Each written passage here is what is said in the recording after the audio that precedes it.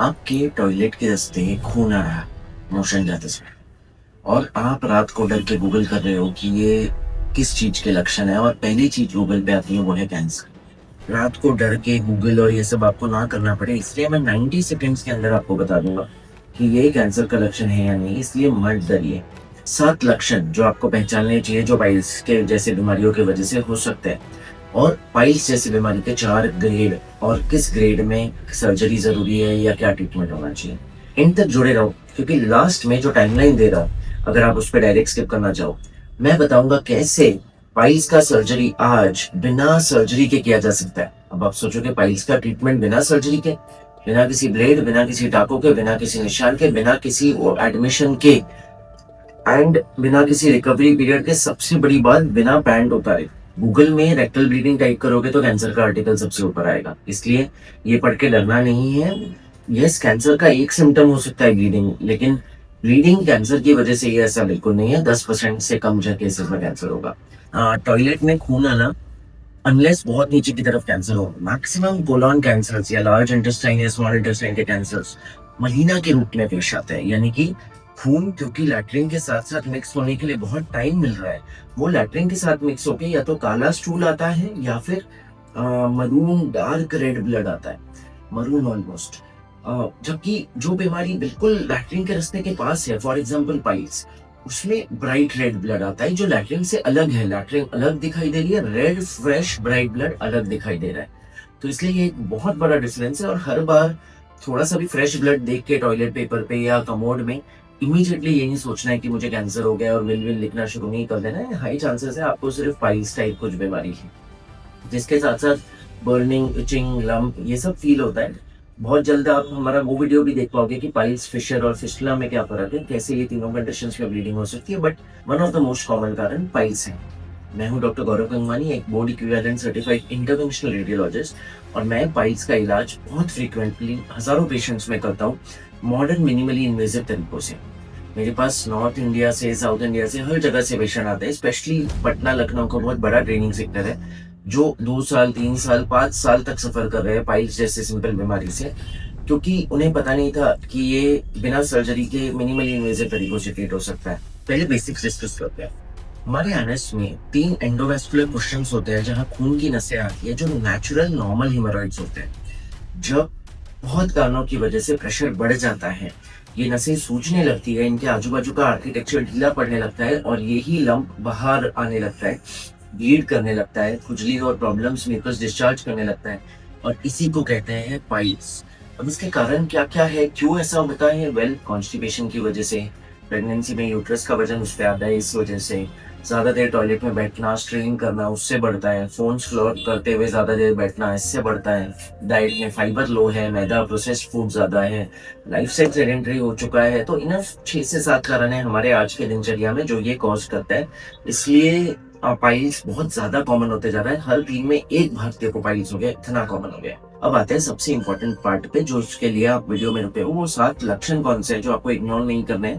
पहला लक्षण, खून। जी हाँ, अगर ब्राइट रेड ब्लड आ रहा है टॉयलेट पेपर पे या फिर कमोड में आपको दिख रहा है, तो ये सबसे कॉमन लक्षण या सिम्टम है, और सबसे डरावना भी एक सेंस में। लेकिन अगर ये ब्राइट रेड है तो मैक्सिमम केसेस में कैंसर वाला दर्द दिमाग से हटा सकते हैं। अगर ब्राइट रेड है, ऑलमोस्ट क्वांटिटी अच्छी है, कोई एक्सेसिव पेन नहीं है, फिशर की तरह म्यूकस डिस्चार्ज नहीं, ऑलमोस्ट ऑलवेज वो पाइल्स होगा 9 आउट ऑफ 10 केसेस, इसलिए चिंता की बात नहीं है। दूसरा लक्षण है जलन और खुजली। एनस के पास, लैट्रिन के रास्ते के पास अगर आपको हमेशा जलन या इचिंग, खुजली फील हो रही है, स्पेशली मोशन पास करने के बाद, आप सोचेंगे नॉर्मल है, सबको होता है, लेकिन नहीं, ऐसा नहीं होना चाहिए मोशन के बाद। तो ये भी बवासीर का क्लासिक साइन है। थर्ड लक्षण है दर्द, स्पेशली सिटिंग, बैठने के समय या चलते समय। टॉयलेट के टाइम भी दर्द हो सकता है। नॉर्मली पेन ये पाइल्स का बहुत इंपॉर्टेंट लक्षण नहीं है। इनफैक्ट पेन फिशर में ज्यादा होता है, पाइल्स में कम। लेकिन जब पाइल्स एक्सटर्नल हेमोरॉइड बन रहा है या उसमें क्लॉटिंग हो रहा है, तब दर्द बढ़ने लगता है। अगर दर्द ज्यादा है, रातों को नींद नहीं आ रही है, तो हो सकता है वो पाइल्स क्लॉट बन गया हो, या साथ में आपको फिशर शुरू हो रहा है। ये देखना बहुत जरूरी है, उसके लिए डॉक्टर क्लिनिक पे जाना है। तो मीठा दर्द, हेवीनेस, ये पाइल्स का लक्षण है। और अगर ऐसा कुछ हो रहा है तो डेफिनेटली एक कोलोरेक्टल सर्जन या इंटरवेंशन रेडियोलॉजिस्ट से मिलना है। चौथा लक्षण जो बहुत ही कॉमन है वो है बाहर आने वाली गांठ। टॉयलेट के टाइम कई बार ऐसा सॉफ्ट लम्प फील होता है, यूजुअली वो खुद अंदर चला जाता है टॉयलेट के बाद। एडवांस स्टेजेस में आपको वो पुश करना पड़ता है और एक पॉइंट के बाद वो अंदर जाता ही नहीं। आप पुश भी करो उंगली से तो फिर बाहर आ जाएगा। यही वो लंप है जो हमें बताता है कि ग्रेड कैसे बढ़ता जा रहा है, जिस पे हम बात करेंगे। लेकिन अगर अंदर जाना बंद हो गया है उंगली से भी, तो ये सीरियस साइन है, ऑलमोस्ट ग्रेड 4 पाइल्स की निशानी है और इसका ध्यान रखना है, जो बहुत जल्द कवर करेंगे। पांचवा लक्षण है पूरी तरह से टॉयलेट खत्म नहीं हो पा रहा है, ये फीलिंग। हमेशा फीलिंग आना कि इवैक्यूएशन कंप्लीट नहीं है, कुछ तो अभी भी नहीं मोशन हो पाया। ये रेक्टम के अंदर सेंसेशन की वजह से होता है, जो वो लंप बार बार ट्रिगर करता है पाइल्स का। छठा लक्षण म्यूकस डिस्चार्ज, अंडरवेयर या टिश्यू पे लाइट स्लाइमी डिस्चार्ज होता है। अगेन ये वो इंटरनल बवासीर की निशानी है, वो इरिटेट करके म्यूकस मेम्ब्रेन को, आजू बाजू के टिश्यू को ये डिस्चार्ज करवा रहा है। अगर ये ज्यादा है तो फिस्टुला की निशानी हो सकती है, स्पेशली अगर लैट्रिन से थोड़ा दूर है। वो तो कंफ्यूज नहीं करना है, लेकिन हाँ पाइल्स में भी ये होता है। सातवां और सबसे इंपॉर्टेंट लक्षण, ये लक्षण बार बार आते हैं, ये बवासीर का हॉलमार्क है। हर एपिसोड के बाद ये धीरे धीरे वर्स होता जाता है। पहले 6 महीने बाद आया, फिर 3 महीने बाद, फिर 1 महीने बाद, अब डेली आ रहा है। इनफैक्ट अगर ये लंप बाहर आ चुका है और बाहर ही रह रहा है तो ये ग्रेड 3 या 4 की निशानी है। तो इसलिए इग्नोर नहीं करना है। अगर ये पैटर्न हो रहा है कि सिम्टम्स पूरी तरह गायब नहीं हो रहे हैं, एक बार हुए भी गायब तो बार बार आ रहे हैं, तो ये निशानी है कि ये पाइल्स है और आपको इमीडिएटली कोलोरेक्टल सर्जन या इंटरवेंशन रेडियोलॉजिस्ट को मिलना चाहिए।